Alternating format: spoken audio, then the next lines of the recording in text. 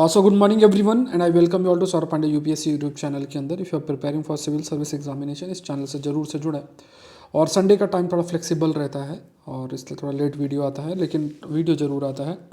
आज geography environment science की important topics आते हैं और एक फैक्ट सीरीज़ है जिसमें कुछ एक इंपॉर्टेंट इश्यूज और डिस्कस होते हैं। तो सभी टॉपिक्स हम लोग एक एक करके डिस्कस करेंगे। एक पहला टॉपिक है अमोनिया फ्रॉम क्रॉप्स, फिर AI and language, herbivores and ecosystem, conjugate vaccine क्या होती है, फिजिकल कंसोलिडेशन।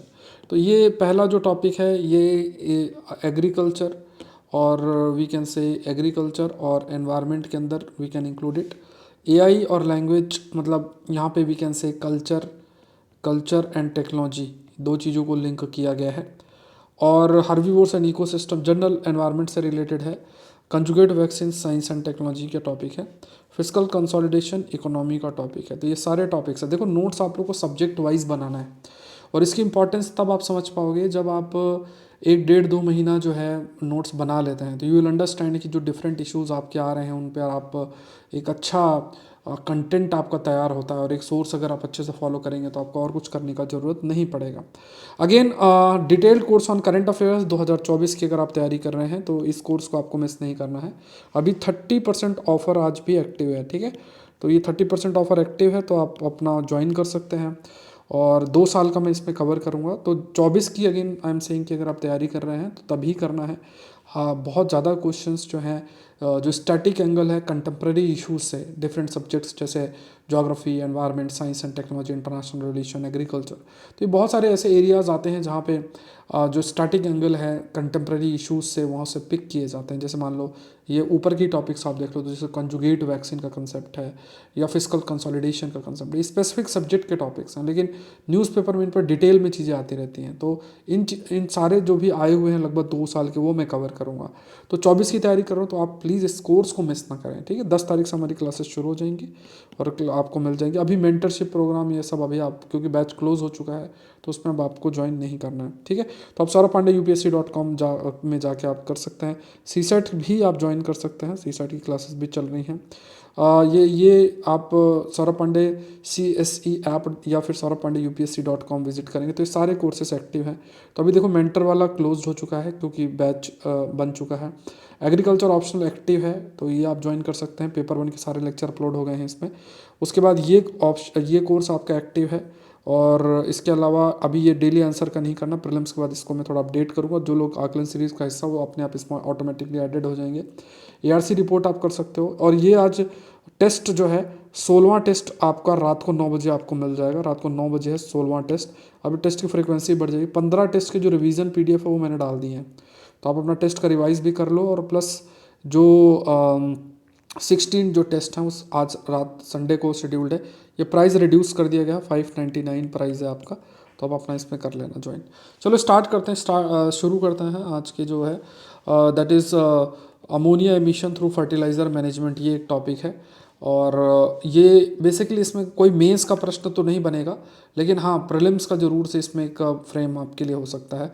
तो मशीन लर्निंग के माध्यम से, मशीन लर्निंग बेसिकली जैसे ये शब्द होता है ना, जैसे AI का आप इस्तेमाल करते हो और जो डेटा है, बहुत सारे जो डेटा है उस डेटा के बेसिस में मान लो एक सिस्टम आपने क्रिएट किया है या AI बेस्ड सिस्टम क्रिएट किया है या कंप्यूटर क्रिएट किया है जो कि उन डेटा के बेसिस में चीज़ें लर्न करता है। लर्न इन द सेंस कि बेटर आउटपुट देता है, उसे मशीन लर्निंग बोलते हैं। तो अभी इसी मशीन लर्निंग के बेसिस में कि जो क्रॉप्स है राइस, व्हीट और मेज जो क्रॉप्स हैं उनमें अमोनिया के एमिशन को एस्टिमेट आपका उसको किया गया है और कहा गया है कि अगर हम जैसे इफ़ेक्टिव फर्टिलाइज़र का प्रॉपर मैनेजमेंट करें क्रॉप्स को ग्रो करने में तो इससे जो अमोनिया का एमिशन है उसको रिड्यूस किया जा सकता है। Like it could lower atmospheric ammonia emission from by up to 38%। तो देखो ये एक प्रीलिम्स का भी पॉइंट आ जाता है कि क्या हम फर्टिलाइज़र बेटर, जैसे मान लो कि स्टेटमेंट लिखा हुआ है कि बेटर फर्टिलाइज़र मैनेजमेंट से अमोनिया के एमिशन को रोका जा सकता है, ऐसा लाइन लिख दिया जाए। अब आप सोचोगे कि ऐसे कैसे पॉसिबल होगा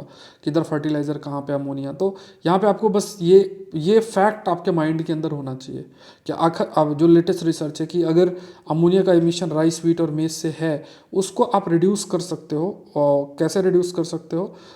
लोअर एटमॉस्फेरिक अमोनिया एमिशन कर सकते हो बाय बेटर फर्टिलाइज़र मैनेजमेंट, जो फर्टिलाइज़र हम यूज़ करते हैं।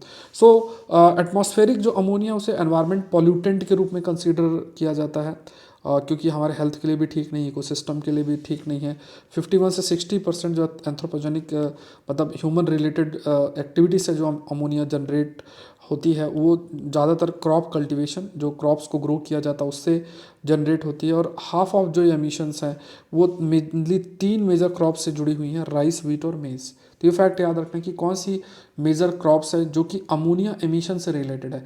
अब देखो मीथेन के बारे में तो आपको पता है, बट ये अमोनिया वाला पॉइंट आपको एनवायरनमेंट की किताब में भी होगा कि नहीं, देखने वाली बात है। तो आप समझना कि अमोनिया बेसिकली एक बड़ा एनवायरनमेंट पोल्यूटेंट है और इससे सॉइल भी अफेक्ट होगी, इससे जो हमारी अगर हमारे शरीर में अमोनिया जाता है तो हमें भी दुनिया भर की प्रॉब्लम्स हो सकती हैं, इकोसिस्टम आपका अफेक्ट होता है। और ह्यूमन रिलेटेड जो भी देखा जाए जो एक्ट और एक्टिविटी है, और ह्यूमन रिलेटेड एक्ट और एक्टिविटी की वजह से जो एमिशन हो रहा है वो बेसिकली ज़्यादातर क्रॉप कल्टीवेशन में, और उसमें भी ज़्यादातर राइस, व्हीट और मेज़ से ये चीज़ आपकी जुड़ी हुई है।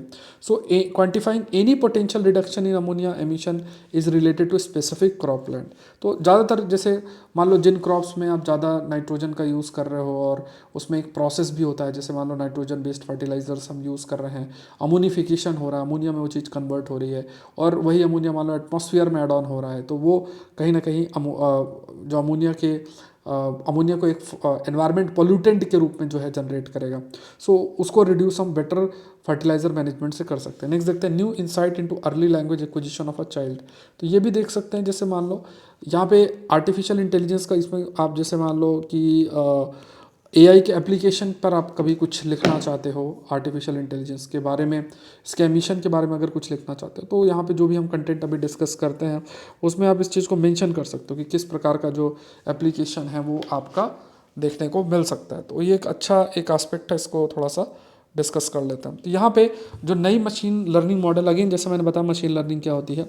अब इसमें क्या हुआ है कि जैसे एक बच्चा है पूरे साल तक कैसे लैंग्वेज सीखता है, और जैसे आप देखोगे कि छोटा बच्चा 1-2 साल के अंदर हम लोग जो भी भाषा बोलते हो अपने आप बोलने लग जाता है। आपको इसकी क्लासेस थोड़ी ना होती हैं कि आपको ऐसे बोलना, बट धीरे धीरे चीज़ें सुनता रहता है और उस बेसिस में वो अपने आप उस भाषा को बोलने लगता है।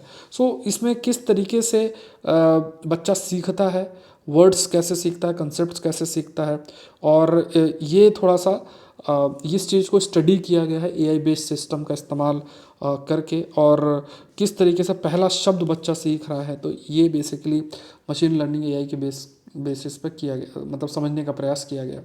तो यहाँ पे एआई के एप्लीकेशन की बात किया जाए, अब देखो ये क्या है कि लैंग्वेज क्या है, हमारे कल्चर का हिस्सा है। अब जनरली क्या होता है कि ऐसी बहुत सारी लैंग्वेज है जिसमें बहुत सारे लोग बोलने वाले नहीं हैं। ऐसी कई लैंग्वेजेस इंडिया के अंदर जिसमें 2-3 लोग ही बोलने वाले हैं। अब उसको हम किस तरीके से समझ सकें कि मतलब किस तरीके से अगर हम ये समझ लें कि कैसे लोग लैंग्वेज अपने आप सीख जाते हैं, तो ये कहीं ना कहीं लिंग्विस्टिक प्रिजर्वेशन या भाषा के को प्रिजर्व करने में एक बड़ा रोल प्ले कर सकता है। तो अगर आप मान लो कभी एप्लीकेशन मेंशन करते हो कि कल्चरल कंटेक्स्ट में आर्टिफिशियल इंटेलिजेंस का क्या एक रोल हो सकता है, उसमें ये कोट एग्जांपल आप कोट कर सकते हो। नेक्स्ट देखते हैं large herbivores affects on ecosystem depends on size. ये एक एनवायरनमेंट का फैक्ट है, this is also linked with environment. Again I am स्टेटिंग this point कि मंडे टू सैटरडे हमारी जो टाइमिंग है सेशन की, आपको 9-9:30 बजे तक वीडियो मिलता है, और संडे के दिन थोड़ा टाइम फ्लेक्सिबल होता है। और अगर आप इस साल का एग्ज़ाम दे रहे हैं तो देखो सेशन देखते जाओ, पीडीएफ में आपको शेयर करता ही हूँ, उसको अपना उससे नोट्स बना लो। ये कभी गलती नहीं करना है कि आप पूरे साल से सेशन कर रहे हो और अब 3-4 महीने का ब्रेक ले लो, तो ये आपके लिए बहुत बड़ा ब्लेंडर होगा। आप चाहो तो स्पीड इंक्रीज़ करके बाद में वीडियो देख सकते हो, पीडीएफ से थोड़ा सा फटाफट एक बार देख लिया चीज़ों को, क्योंकि अभी तो करना ही है आपको, मिड अप्रैल तक कंटेंट कवर करना ही करना है। और अगर आप थोड़ा सा बहुत रिलैक्स होने का प्रयास करें तो वो फिर ठीक नहीं है। तो ये सेशन को चलने दो, जब भी टाइम मिले, अगर लाइव नहीं हो पा रहा है तो जब भी टाइम मिले देखो, लेकिन देखना ज़रूर से है, ये बहुत इंपॉर्टेंट है। क्योंकि अगर आप 2-3 महीना छोड़ दोगे पूरा, फिर बाद में आपको मन ही नहीं करेगा देखने का। जो आप कंटिन्यूटी आपने बना रखा है वो सारा ब्रेक हो जाएगा, जो कंटेंट आपने कर रखा है वो सारा कंटेंट जो है वो आपका जा सकता है। मतलब एक प्रकार से जो एक माइंड के अंदर डॉट्स कनेक्टेड हैं, जो अंडरस्टैंडिंग है उसमें थोड़ा सा कमी आ सकती है। तो यहाँ पे देखो लेटेस्ट स्टडी कहती है कि जो बड़े बड़े हर्बीवोर्स होते हैं, हर्बीवोर्स जैसे जो घास और ये सब खाते हैं, सो बड़े बड़े जो लार्ज हर्बीवोर्स हैं उनका जो इम्पैक्ट है प्लांट्स पे या जो डाइवर्सिटी है वो डिपेंड करता है more on their size and diet than whether they are native और introduced into their host ecosystem. मतलब ये कहा गया कि जैसे ये एक लाइन लिखी आ सकती है, इसमें भी एक लाइन आपके लिए फ्रेम हो सकता है। जैसे अगर बड़ा सा कोई जानवर है, मान लो कोई ये वाला जानवर है, मतलब वाइल्ड बफेलो टाइप जो ये दिख रहा है, तो ये मतलब कोई भी जानवर है ना, उसकी साइज़ और डाइट पर चीज़ें निर्भर करती हैं कि डाइवर्सिटी ऑफ प्लांट या प्लांट पर उसका क्या इम्पैक्ट पड़ता है, रादर देन आप कह सकते हो कि वो वहाँ का नेटिव है या होस्ट है। उससे अगर कंपेयर करो तो वो नेटिव है या होस्ट इकोसिस्टम से, मतलब जैसे मान लो कोई एक बड़ा जानवर है जो कि उस जगह का नहीं है और आपने उसको कहीं और इंट्रोड्यूस कर दिया, तो उसका इम्पैक्ट उसके साइज़ और डाइट पे निर्भर करेगा, ना कि वो वहाँ का है या वो वहाँ का नहीं है, इस पर निर्भर करेगा। तो ये लाइन थोड़ा सा याद रखना है। मतलब अगर आपसे ये पूछा जाए कि which of the following factor is responsible for which of the following factor which impact the plant biodiversity, पहला स्टेटमेंट ये हो कि that whether herbivores is a host और नेटिव। दूसरा स्टेटमेंट आपके लिए हो कि size and diet of herbivores. तो आप पहला वाला जल्दी मार्क करोगे, तो पहला वाला गलत है, दूसरा वाला स्टेटमेंट सही है, ठीक है। तो ये एक नई जो स्टडी है वो कहा गया। सो मेगाफोना मतलब जब बड़े जानवर होते हैं तो यहाँ पे they are distinct and more harmful than those of native megafauna. मतलब मेगाफोना मतलब यही वही सेम लाइन को थोड़ा टेक्निकल शब्दों में लिखा हुआ है कि साइज़, और जिनकी साइज़ बड़ी है, जिनकी डाइट ज़्यादा है, they are more harmful than हम ये कह दें कि ये नेटिव मेगाफोना है। एंड ये जो है एक बेटर इंसाइट प्रोवाइड करेगा जो बड़े हर्बीवोर्स प्लांट्स है, मेगा हर्बीवोर्स प्लांट इंटरेक्शन है प्लांट्स के साथ, मतलब जैसे प्लांट का इंटरेक्शन जानवरों के साथ किस तरीके से, कैसे वो इवॉल्व हुए, इकोसिस्टम कैसे डेवलप हुआ, इसके बारे में थोड़ा जानकारी और अधिक प्रोवाइड होगी। इज़ देयर न्यू एविडेंस, अच्छा ये बीच में ये दूसरा topic, is there new evidence that Mars once had lakes river, क्या कोई नया एविडेंस है? ये एक नया टॉपिक है, ठीक है, बीच में वो शायद स्क्रीनशॉट नहीं पड़ा हुआ है। सो क्या कोई एविडेंस है कि Mars once had a lake river, क्या ऐसा कोई एविडेंस है? तो नासा का मार्स का परसिवरेंस रोवर है। रोवर क्या होता है कि जो आपका लैंडर होता है, जैसे मान लो सरफेस में लैंड किया और उससे जो रोबोट सा निकलता है उसको रोवर बोलते हैं। और ये क्या है, जिजेरो क्रेटर एक जगह है ना, rover has confirmed that the Jezero crater, और ये एक मिट्योर्स मतलब एक बड़ा आप कह सकते हैं कि रॉकी बॉडी है, उसने मार्स के सरफेस में जाके हिट किया और फिर उसके बाद एक बड़ा गड्ढा क्रिएट हुआ। तो वो जो एक गड्ढा क्रिएट हुआ उसको जिजेरो क्रेटर बोलता है। और ये मार्स का जो इक्वेटर है, जैसे हमारे पृथ्वी में इक्वेटर है, उसी तरह मार्स का जो इक्वेटर है उसके जस्ट नॉर्थ में लोकेटेड। और कहा गया कि हो सकता है कि पास्ट में इसमें बड़ा एक कोई लेक या रिवर डेल्टा आपका प्रेजेंट हुआ है। तो मतलब उसमें खास तौर से उसका जो सेडिमेंट्स हैं उसका डिपोजिशन के बेसिस में, या जो इरोज़न हुआ है जो बहुत सारे सॉइल के कण और पत्थर के जो कण हैं उनके स्टडी करके, स्टडी जो कह रही है, जो उसका जियोलॉजी है, जो उसका स्ट्रक्चर है, उसके बेसिस में ये चीज़ हाईलाइट की गई है। ये पॉइंट आपका हाईलाइट किया गया है कि जो मार्स है, मार्स में कभी न कभी जो लेक या रिवर आपका प्रेजेंट था। सो डिस्कवरी ऑफ लेक सेडिमेंट, अगर देखा जाए तो जो लेक सेडिमेंट है उसकी जो डिस्कवरी है, that traces of life might be found in the soil and rock surface. मतलब जो भी ये सॉइल सैंपल्स और रॉक्स के बेसिस में इस चीज़ को कन्वे किया गया कि हाँ देयर इज़ अ पॉसिबिलिटी कि वहाँ पे पहले कभी पानी रहा होगा, लेक रहा होगा। तो लेक है तो लाइफ भी जो है रही होगी, और ऐसा जो है कहा गया है, एक आपका पॉइंट हाईलाइट किया गया। नेक्स्ट देखते हैं, इंडिया में typhoid vaccine efficacy last for 4 years, study आपकी कहती है। अब इसमें हमें ये साइंस एंड टेक का एक अच्छा टॉपिक बनता है, और इसमें हमें जो जानना है, एक तो कंजुगेट वैक्सीन मेजर टॉपिक है, कंजुगेट वैक्सीन, और उसके बाद टाइफाइड के बारे में थोड़ा सा जानना है, और इसके बाद जानना है कि टाइफाइड की जो वैक्सीन है कौन सी कंपनीज बनाती है। अगर आई थिंक 2022 के प्रीलिम्स में अगर आप देखोगे ना, तो कंपनी और वैक्सीन जो फेमस है उनके बारे में भी उन्होंने प्रश्न पूछा था, ऑल्दो न्यूज़पेपर से ही था। तो वो ऐसे कंटेंट ये लोग थोड़ा फैक्चुअल अगर बनाते भी हैं तो ऐसा बनाते हैं। तो यूपीएससी स्पेसिफिक ये कुछ इंपॉर्टेंट टॉपिक्स आते हैं। देखो साइंस टेक में 15-15, 16-16 प्रश्न आते हैं और उनके सभी के सोर्सेज अगर आप सर्च करोगे तो ये न्यूज़पेपर में ही मिल जाएगा। और न्यूज़पेपर में जो साइंस के स्पेशल इश्यूज़ आ रहे हैं, जब इनको आप अच्छे से पढ़ोगे, समझोगे, तो उस बेसिस में जो आपकी अंडरस्टैंडिंग डेवलप होगी, तो कई क्वेश्चंस भले आपने पढ़े ना हो, बट आपकी जो अंडरस्टैंडिंग है वो आपको हेल्प करेगी उन क्वेश्चन को सॉल्व करने में। ये पॉइंट हमेशा आपको याद रखना है। सो यहाँ पे कहा गया कि अभी फिलहाल के there are 2 conjugate typhoid vaccine है। टाइफर टीसीवी टाइफाइड वैक्सीन जो कि भारत बायोटेक ने जो है उसको मैन्युफैक्चर किया है, और एक ये VICRM-197 कंजुगेट टाइफाइड वैक्सीन है। तो ये 2 वैक्सीन्स हैं आपकी। तो अब हमें ये जानना है, जो हमें जानना चाहिए सबसे कंजुगेट वैक्सीन के बारे में। तो कंजुगेट वैक्सीन होती क्या है? देखो, वैक्सीन कैसे काम करती है आपने कई बार स्टडी भी किया होगा, पढ़ा भी होगा। तो कंजुगेट वैक्सीन क्या होता है? जैसे मान लो ये आपका हमारा शरीर है, ये अगर मान लो आपने वैक्सीन दी, मान लो ये वैक्सीन आपने दी, इस तरीके से वैक्सीन हमारे शरीर में गई। अब जब हमारे शरीर में वैक्सीन दी, तो वैक्सीन में बेसिकली होता क्या है? वैक्सीन में बेसिकली जो डिजीज़ कॉजिंग ऑर्गेनिज्म है, disease causing organism weak form में या फिर इनएक्टिव फॉर्म में प्रेजेंट होता है। वीक या इनएक्टिव फॉर्म में प्रेजेंट होता है। और एक कॉन्सेप्ट अभी मैं आपको बताऊंगा, वो है सब यूनिट। तो एक ये भी कंसेप्ट आता है, जैसे एक टर्म यूज है ना, सब यूनिट वैक्सीन, ये भी मैं आपको बताऊंगा। तो ये जो भी डिजीज़ कॉजिंग ऑर्गेनिज्म होता है उसको वीक या फिर इनएक्टिव फॉर्म में, या उसका कुछ फ्रेगमेंट, जैसे सब यूनिट बोलते हैं। जैसे मान लो कोई भी चीज़ होती है ना, उसका टुकड़ा बोलते हैं ना, तो वैसे ही कोई हिस्सा आपका इस्तेमाल जो भी डिजीज़ कॉजिंग ऑर्गेनिज्म उसका हम यूज़ कर रहे हैं, तो सब यूनिट होगा। तो ये जो वैक्सीन में प्रेजेंट होता है इस है, और हमने जब शरीर में इंट्रोड्यूस किया तो इसको तो हम एंटीजन बोलेंगे। जब ये शरीर में हमारे एंटर होगा तो इसके खिलाफ हमारा शरीर जो है वो एंटीबॉडीज़ बनाएगा।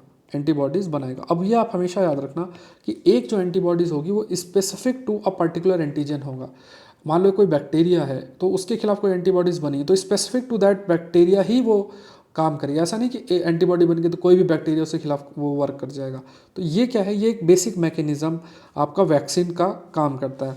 अब जनरली होता क्या है कि जैसे मान लो डिपेंडिंग अपॉन द कंसंट्रेशन, अब जैसे है ना कि जैसे मान लो कि आपने एंटीजन की थोड़ी डोज ज़्यादा रखी और एंटीबॉडीज़ प्रोड्यूस हुई, तो एंटीबॉडीज़ बेसिकली तभी एक्टिवेट होंगी या वर्क करेंगी जब हायर कंसंट्रेशन, मान लो बैक्टीरिया एक अमाउंट तक जब आपके शरीर में जाएगा तभी वो एंटीबॉडीज़ एक्टिवेट होंगी। अब क्या होता है कंजुगेट वैक्सीन में, कंसेप्ट क्या होता है कि इसमें जो एंटीजन बनाए जाते हैं या डेवलप किए जाते हैं वो वीक वाले भी और स्ट्रांग वाले भी, दोनों चीज़ें की जाती हैं। एक तरफ वीक वाला और दूसरी तरफ स्ट्रांग वाला। तो वीक वाला और स्ट्रांग वाला दोनों चीज़ें जो हैं आपकी रहती हैं। दोनों चीज़ें जो एंटीजन है, एक तरफ आपका वीक है और दूसरी तरफ आपका स्ट्रांग है, तो दोनों ही एंटीजेंस को कंसिडर किया जाता है, और ये इसे हम कंजुगेट कहते हैं। तो जनरली जैसे नॉर्मल वैक्सीन में तो नॉर्मल सा एक ही आप एंटीजन का इस्तेमाल करो, बट इसमें वीक और स्ट्रांग दोनों का रहता है। इवन माइन्यूट सा भी इन्फेक्शन होगा तो उस पर एंटीबॉडीज एक्टिवेट होकर अपना काम कर देंगी। तो ये कंजुगेट वैक्सीन का काम है। तो टाइफाइड बेसिकली इसके लिए 2 टाइप ऑफ कंजुगेट वैक्सीन आपकी हैं जिनकी एफिकेसी मतलब ज़्यादा समय तक एंटीबॉडीज़ आपकी एक्टिव रहेंगी। अब दूसरा टर्म जैसे मैंने बताया वो हमें जानना है, वो सब यूनिट वैक्सीन क्या होती हैं।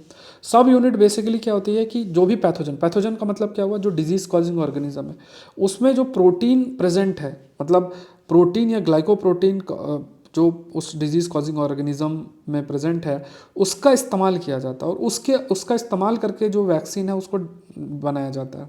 और जब जो वैक्सीन इस कंसेप्ट का इस्तेमाल करके बनती है उसे हम सब यूनिट वैक्सीन बोलते हैं। और ये vaccine basically humoral and cell mediated immunological response के लिए रिस्पॉन्सिबल होती है। अब ये भी हमें जानना है, ये भी मैं आपको बताता हूँ। तो ह्यूमोरल या cell mediated vaccine, humoral vaccine क्या है? ये एंटीजन स्पेसिफिक एंटीबॉडी है। जैसे आप इस चीज़ को समझना कि जैसे आपके शरीर में एंटीजन गया और एंटीबॉडी बनेगी। एंटीबॉडी बेसिकली इम्यून से रेस्पॉन्स क्या आपका एक्टिवेट करेगी। आपके शरीर में कोई बैक्टीरिया गया और उसके खिलाफ हमारी एंटीबॉडी एक्टिवेट हो गई, और एंटीबॉडी फिर उस बैक्टीरिया का खात्मा कर देगी। तो यहाँ पे ये जो एंटीबॉडी बन रही है एंटीजन के खिलाफ स्पेसिफिक टू द एंटीजन, और ये जो हमारी प्रतिरोधक क्षमता होती है इसे हम ह्यूमोरल इम्यूनिटी बोलते हैं। और इसके लिए जो सेल्स रिस्पॉन्सिबल होते हैं उन्हें बोलते हैं बी सेल्स बोलते हैं। ऑल दो दूसरे जो सेल्स होते हैं वो सेल मीडिएटेड इम्यून है। ये बेसिकली ये एंटीबॉडीज़ पर निर्भर नहीं करती है। यहाँ पे ये बेसिकली जैसे टी सेल्स, मैक्रोफाजेस, साइटोकाइंस, इन सब पे निर्भर करती है। तो आप ये समझना कि जो सेल मीडिएटेड होगी तो उसमें कोई भी अगर बैक्टीरिया वायरस कुछ भी एंटर करेगा तो एक सा रिस्पॉन्स दिखाएगा, कोई स्पेसिफिक नहीं होगा। जैसे मान लो ह्यूमोरल इम्यून सिस्टम में क्या है कि अगर एक एंटीजन एंटर करता है तो स्पेसिफिक टू दैट एंटीजन ही एंटीबॉडी होती है और वो एक्ट करती है। लेकिन यहाँ पे क्या एक कॉमन सा चीज़ जो है वो आपका फॉलो किया जो है वो जाता है, कॉमन सा जो है फॉलो किया जाता है। ठीक है, जैसे ऐसे हो गया कि मान लो एक जगह शादी हो रही है और एक दूल्हा है, तो दूल्हा और दूल्हा के साथ बाराती हैं। ठीक है, दूल्हा है, दूल्हे के साथ खूब सारे बाराती हैं। अब दूल्हा घोड़े में बैठा, उन्हें घोड़ा नहीं होता, घोड़ी में बैठा, तो बैठा और जा रहा है टिकटिक टिकटिक, और आसपास जो है सब डांस वांस कर रहे हैं बढ़िया तरीके से। अब जब घोड़ा जो है वो मैरिज गार्डन के सामने बैठा, तो पूरा एकदम घर वो जो लड़की घर वाले हैं वो एकदम वहाँ पे खड़े रहेंगे सम्मान के साथ। अब उसके बाद क्या है कि जितने भी आपके जब आप ये मानो कि हाँ, जो बाराती है वो अंदर अंदर एंटर करते जाएंगे, तो उनको इतना ज़्यादा कोई इंपॉर्टेंस नहीं मिलेगी, मतलब इतना कोई फिल्टर नहीं, मतलब उनको एक, जैसे मान लो एक गुलाब का फूल ही दे रहे हैं तो सबको गुलाब का फूल ही देंगे। ठीक है, अब जैसे ही दूल्हा आया, दूल्हे को एकदम पूरा सम्मान, माला वाला, पैसे का माला और पता नहीं क्या क्या, और उसको फिर वो जैसे यहाँ राजस्थान में तोरण होता है तो उसको ऐसे तोड़ाया, उससे ऐसे किया, फिर एकदम उनको उतारने वाला कोई होगा और सम्मान के साथ इधर। तो ये आप मानो कि एक जो बाराती हो गए उनको सबको एक समान ट्रीटमेंट, और दूल्हा एकदम पूरा फुल इज्जत। तो इसी तरीके से आप मानो कि जो सेल मीडिएटेड इम्यूनिटी, उनमें कॉमन सा सभी चाहे कोई भी वायरस बैक्टीरिया कुछ भी आए, अब ये मत सोचना कि दूल्हे को वायरस बैक्टीरिया मैं बोल रहा हूँ, मतलब एक थोड़ा सा कोशिश किया मैंने कि आप रिलेट करो। तो यहाँ पे वायरस बैक्टीरिया जो है कोई भी है तो उसको सेम सा ट्रीटमेंट मिलेगा, सब उनके फिक्स है कि टी सेल्स हैं, मैक्रोफाइजेस मतलब कि वो पूरा एंगल्फ कर जाता है, उसको एकदम खात्मा कर देता है। साइटोकाइनिन एक प्रकार की प्रोटीन होती है जो इम्यून सिस्टम को एक्टिवेट करती है, तो एक सा रिस्पॉन्स होता है। बट ह्यूमरल के केस में क्या है, एकदम स्पेसिफिक टू द एंटीबॉडीज, जैसे दूल्हे के लिए स्पेसिफिक वो सम्मान, वो सारी चीज़ें उस दूल्हे को ही मिलेगी। तो इसी तरीके से वो जब एंटीजन आएगा तो स्पेसिफिक एंटीबॉडी ही उसके लिए जो है वो होगी। तो यहाँ पे ह्यूमरल इम्यूनिटी और सेल मीडिएटेड इम्यूनिटी दो तरीके की इम्यूनिटी होती है। आई होप यहाँ पे अंतर समझ में आपको आया होगा। तो ये जो सब यूनिट वैक्सीन हैं, ये सब यूनिट वैक्सीन दोनों को एक्टिवेट आपकी करती हैं। अब जब टाइफाइड की बात करें तो इसमें जो बैक्टीरिया रिस्पॉन्सिबल है वो सल्मोनेला है, एंड ये 5 से 15 साल के बच्चों के लिए हो सकता है, और ये मतलब कहा जाता है कि मतलब वैक्सीनेशन से ये रिड्यूस हो सकता है। तो साल जो ये टाइफाइड की वैक्सीन है, इसके खिलाफ वैक्सीन भी, टाइफाइड के जो वायरस है इसके खिलाफ वैक्सीन भी अवेलेबल है। How many trees do we have, ये भी एनवायरमेंट का टॉपिक है, अच्छा टॉपिक है। इनके द्वारा लिखा हुआ जो ये टॉपिक है, जो ये डी बाला सुब्रमण्यम, ये जो है इन्होंने, जैसे इस बार देखोगे ना अर्बन और पॉवर्टी ऐसा कुछ लिंक करके प्रश्न आया था। अगर आप देखो ना तो 2-3 प्रश्न आए थे ना मेंस में 2022 के अंदर, सॉरी ये 2023 के अंदर। इनके द्वारा लिखे आर्टिकल में मैंने सोर्सेस आपको दिखाए थे, जब मैं पहले पुराने संस्थान में था तो मैंने वो सोर्सेस आपको शो किए थे। तो ये जो सोर्सेस आप है ना, तो वो सोर्सेस को आपको मतलब जो शो किए थे उसमें मैंने आपको दिखाया था कि ये इनके द्वारा लिखे हुए जो कंटेंट और जो आइडियाज़ होते हैं उसमें प्रश्न यूपीएससी में आ रहे हैं। तो थोड़ा सा ध्यान में रखना चाहिए जो भी डिस्कशन हो, तो इसमें मैं बहुत इंपॉर्टेंस देता हूँ इनके द्वारा चीज़ें लिखी हुई।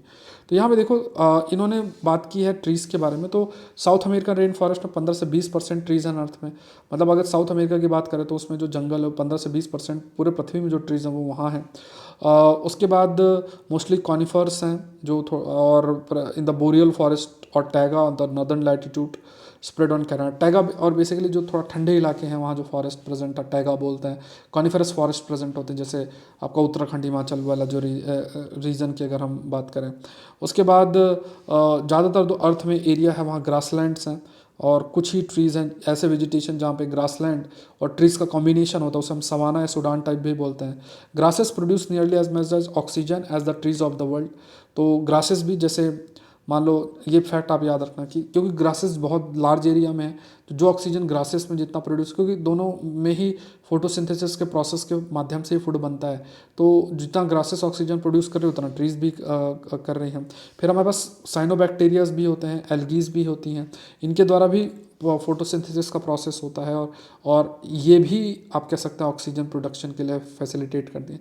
तो ग्रासेस है, ट्रीज़ हैं, साइनोबैक्टीरिया है, एल्गीज हैं, ये फोटोसिंथेसिस के प्रोसेस के माध्यम से आपका जो प्रोड्यूस करते हैं, they generally produce what we call it as जो ऑक्सीजन है उसको प्रोड्यूस करते हैं। So beside producing oxygen, trees का इंपॉर्टेंट रोल है कार्बन को रिमूव करना, क्योंकि मौजूदा जो CO2 है उसका इस्तेमाल करके ही फोटोसिंथेसिस के प्रोसेस के माध्यम से ऑक्सीजन का आपका बनता है। तो यहाँ पे हमें ये ध्यान में रखना है कि कार्बन के जो एटमॉस्फेयर में उसको रिड्यूस करना, उस कार्बन को किसी दूसरे फॉर्म में कन्वर्ट करना, और फिर उस कार्बन को बहुत समय तक होल्ड करके रखना, तो ये एक रोल आपका रहता है, चाहे वो कार्बन सिक्वेस्ट्रेशन हो या फिर कार्बन कन्वर्जन में एक बड़ा हाई रोल आपका रहता है।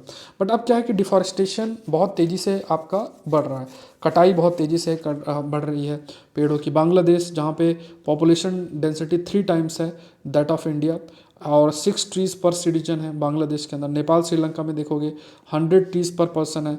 इंडिया की डाइवर्सिटी की अगर हम बात करें तो बहुत लार्ज डिफरेंस है हमारे फॉरेस्ट एरिया उनके फॉरेस्ट एरिया में। ज़्यादा ट्रॉपिकल फॉरेस्ट हैं जिनकी डेंस कैनोपीज़ है, हाई रेनफॉल है, रिच बायोडाइवर्सिटी है, वेस्टर्न और ईस्टर्न घाट में देखने को आपको मिलते हैं।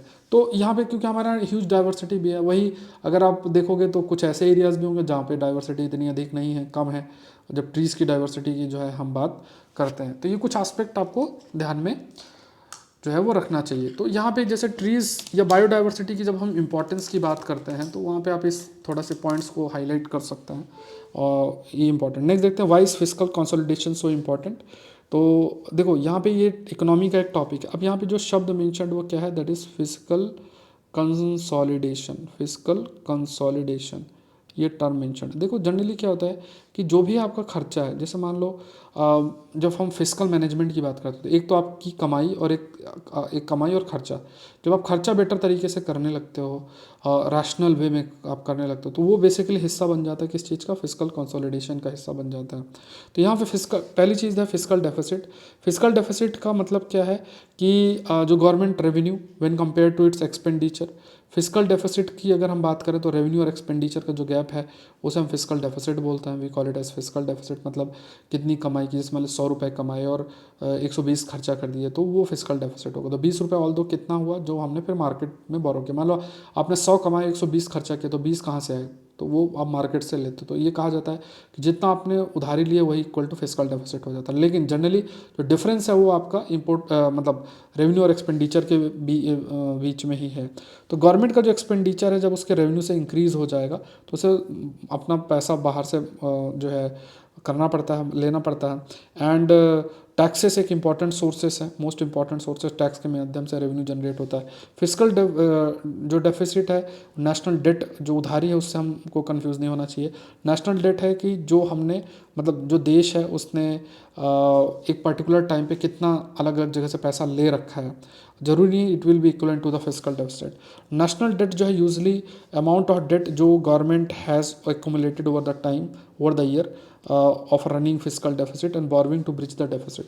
तो नेशनल डेट बेसिकली एक लार्जर टर्म है, बोरोइंग उसमें एक हिस्सा है, और जो हम बोरो कर रहे हैं वो बेसिकली फिजिकल डेफिसिट को मीट करने के लिए ही कर रहे हैं। तो फिजिकल डेफिसिट को परसेंटेज ऑफ जीडीपी के माध्यम से ही हम एक्सप्रेस भी करते हैं। गवर्नमेंट किस तरीके से फिजिकल डेफिसिट की फंडिंग आपकी करती है, तो यहाँ पे बॉन्ड मार्केट से पैसा उधर, जैसे गवर्नमेंट का बॉन्ड है आप जारी किए गए और फिर हमने बॉन्ड्स खरीदे, तो हमने मान लो 10,000 रुपये खर्च किया, 10,000 रुपये को 1,00,000 रुपये लोगों ने खर्च किया, तो बहुत ह्यूज अमाउंट हो जाता है। तो इस तरीके से बॉन्ड पे हमने खर्चा किया, 5 साल के लिए हमने खर्चा किया, फिर कुछ इंटरेस्ट रेट वो हमें ऑफर कर देंगे। तो ये जो तरीका है ये बोरोइंग का एक तरीका है। तो यहाँ पे जो लेंडर्स हैं they compete to lend to the government by purchasing bond. मतलब यहाँ पे क्योंकि बॉन्ड्स लिमिटेड होते हैं, आपने खरीदा और ख़रीदने के बाद सरकार उस पैसे का ही इस्तेमाल अपने फिजिकल डेफिसिट को मीट करने के लिए करती है। तो सेंट्रल बैंक जैसे रिजर्व बैंक ऑफ इंडिया ये भी मेजर प्लेयर हैं क्रेडिट मार्केट के अंदर। And they although they may not always directly purchase government bond, जरूरी नहीं कि हमेशा गवर्नमेंट बॉन्ड को परचेज करें, but still RBI purchase government bond secondary market से। प्राइमरी और सेकेंडरी मार्केट होता है, जो प्राइमरी मार्केट में होता है कि जैसे जो भी जहाँ से जो जारी कर रहा है शेयर्स या बॉन्ड, वहाँ से आपने डायरेक्ट खरीदा और आपसे जो आपने खरीद के औरों को बेचा, तो वो सेकेंडरी मार्केट हो जाता है। तो सेकेंडरी मार्केट में आरबीआई परचेस कर सकती है फ्रॉम प्राइवेट लैंडर्स जिन्होंने सरकार का ऑलरेडी बॉन्ड को बाय कर रखा है। सो जब गवर्नमेंट बोरो करती है बॉन्ड मार्केट से, from the bond market, it not only borrow from the private lender but also indirectly from the central bank. तो जनरली जैसे अब होता क्या है कि आपने मान लो 5 साल के लिए आपने बॉन्ड पे 10,000 रुपये लगा दिए, अब 5 साल बाद सरकार आपसे दोबारा से बॉन्ड ले लेगी और पैसा आपको दे देगी। तो जनरली ये कहा जाता है कि गवर्नमेंट अगर बोरो भी करती है फ्रॉम द जो बॉन्ड मार्केट है, तो it not only borrows from the private lenders और but also from the central bank. क्यों? क्योंकि सेंट्रल बैंक भी जो सेकेंडरी मार्केट है उसमें से प्राइवेट प्लेयर्स से इन गवर्नमेंट बॉन्ड को बाय कर सकती है। सो जो आरबीआई है परचेस कर सकती है बॉन्ड को ओपन मार्केट ऑपरेशन के माध्यम से बाय क्रिएटिंग फ्रेश मनी। तो जैसे मान लो आरबीआई ने क्या किया, कहा कि ठीक है चलो, जैसे है ना, आरबीआई ने कहा कि चलो हम बॉन्ड बाय करेंगे, बॉय जैसे मान लो लोगों ने फिर बॉय अपना बॉन्ड बेचा और फिर वो पैसा लोगों तक गया, तो इससे मनी सर्कुलेशन जो है वो इंक्रीज़ हो सकता है। या फिर बॉन्ड बेचने की बात आरबीआई करती है, लेकिन जनरली ये जो आरबीआई का रोल है वो सेकेंडरी मार्केट तक है जनरली अगर देखा जाए। तो मनी सर्कुलेशन को कम या ज़्यादा किया जा सकता है, लिक्विडिटी को कम या ज़्यादा किया जा सकता है based on open market operation, जो कि आरबीआई के द्वारा किया जाता है। Why does fiscal deficit matters? Fiscal deficit matter क्यों करता है ये अगर देखा जाए, सो यहाँ पे डायरेक्ट रिलेशनशिप है गवर्नमेंट का फिस्कल डेफिसिट और इन्फ्लेशन, महंगाई और फिस्कल डेफिसिट है, क्योंकि जितना अधिक आप उधारी ले रहे हो तो उतना, मतलब इससे आप खुद देखो, कोई चीज़ उधारी से आप काम करोगे और फिस्कल डेफिसिट को मीट करने के लिए इकोनॉमिक स्टेबिलिटी नहीं रहेगी, आपके इकोनॉमी में वो जो प्रोडक्शन है वो भी अफेक्ट होगा, तो इससे आपका जो महंगाई है वो बढ़ सकती है। कंट्री का जो गवर्नमेंट है अगर हाई फिस्कल डेफिसिट है तो वहाँ पे हायर इन्फ्लेशन आपका हो सकता है, एंड इसके अलावा will be force to use fresh money issued by the central bank to fund its fiscal deficit. So ज़्यादातर जो भी पैसा जनरेट भी होगा उसका इस्तेमाल फिस्कल डेफिसिट को मीट करने के लिए ही हो रहा है। फिर ये भी कहा जाता है कि अगर आपका फिस्कल डेफिसिट अच्छा नहीं, बहुत ज़्यादा है, तो मतलब आप आर्थिक लेवल में जो एक डिसिप्लिन होना चाहिए प्रॉपर, जो रैशनली आपको अपना खर्चा फाइनेंशियली मैनेज करना चाहिए सरकार के द्वारा, वो नहीं होता है। ये एक बड़ा रहता है। उसके बाद अगर मान लो फिस्कल डेफिसिट कम है तो रेटिंग आपकी बढ़ती है, रेटिंग बढ़ती है तो आपके जो भी बॉन्ड्स और इन सब में खर्चा भी बढ़ता है, मतलब उसमें आपका इन्वेस्टमेंट भी बढ़ता है, बॉन्ड्स और ये सब बाय ज़्यादा से ज़्यादा जो लोग हैं वो करते हैं। So when the government is able to fund more of its spending through tax revenue and borrow less, this give more confidence to lenders and drives down the government borrowing cost. तो ये बहुत ज़रूरी है कि देखो, अगर आप अपनी ज़रूरत को उधारी लेके कर रहे हो तो उस पर इतना ट्रस्ट नहीं बनेगा। रादर अगर टैक्स के माध्यम से अपनी जो फिस्कल डेफिसिट मीट कर रहे हो तो इससे जो ट्रस्ट है इकोनॉमी पर वो ज़्यादा बढ़ेगा, और इससे आपकी रेटिंग भी बढ़ेगी, और जो भी मान लो जो बॉन्ड्स और ये सब हैं उन पे लोग ज़्यादा से ज़्यादा खर्चा भी करेंगे, ट्रस्ट भी काफ़ी हद तक डेवलप आपका होगा। ये पॉइंट आपको ध्यान में रखना है, ठीक है। Again detail course on current affairs 2 साल का कोर्स है ये, 2 साल का कंटेंट है कवर होगा। तो 10 फरवरी से क्लासेस शुरू हो जाएंगी। सौरभ पांडे UPSC.com पे जाके Saurabh Pandey CSC app download करके कर सकते हैं ज्वाइन। 30% ऑफ है आज, तो आप लोग जरूर से ज्वाइन करें। इसमें मैं सारे सब्जेक्ट्स के जो जितने भी कंटेम्प्रेरी एस्पेक्ट के टॉपिक्स हैं सब कवर होगा, और कोशिश करें रेगुलर बेसिस में क्लासेस करने की, इसको मिस नहीं करना है अगेन वेरी इंपॉर्टेंट, तो थोड़ा सा ध्यान रखें। इस ऐप को डाउनलोड कर सकते हैं, Saurabh Pandey CSE app. Saurabh Pandey CSE app में जाओगे तो यहाँ पे आपको CSAT की क्लासेस भी चल रही हैं, ठीक है, वो भी आप जरूर से ज्वाइन करें जैन सर के द्वारा। उसके बाद मेरा कोर्स भी 10 तारीख को आने वाला है। मेंटरशिप प्रोग्राम ज्वाइन नहीं करना है क्योंकि इसका बैच क्लोज हो चुका है। इसके अलावा एग्रीकल्चर ऑप्शनल बैच चालू है, फर्स्ट पेपर के सारे वीडियोस अपलोड हो चुके हैं। डेली आंसर अभी नहीं करना, प्रीलिम्स के बाद इसको मैं अपडेटेड करूँगा। करंट अफेयर्स का 16th टेस्ट जो है वो आज शेड्यूल्ड है, तो आप इसका हिस्सा बन सकते हो। 599 इसका प्राइस है आपका। ARC रिपोर्ट आप कर सकते हो, और भी बहुत सारे कोर्सेस आएंगे तो फिर उसको मैं आपको अपडेट करता रहूँगा, बट अभी करंट अफेयर्स का कोर्स मिस नहीं करना है, ठीक है। तो ये बहुत इंपॉर्टेंट है। और CSAT अगर आपका वीक है तो CSAT तो बिल्कुल भी मिस नहीं करना है। तो मिलते हैं आज के मतलब नेक्स्ट सेशन के अंदर। आई होप ये सेशन आपके लिए हेल्पफुल रहा होगा। इसका PDF आपको Saurabh Pandey UPSC Telegram channel पर मिल जाएगा। Thank you everyone, thank you.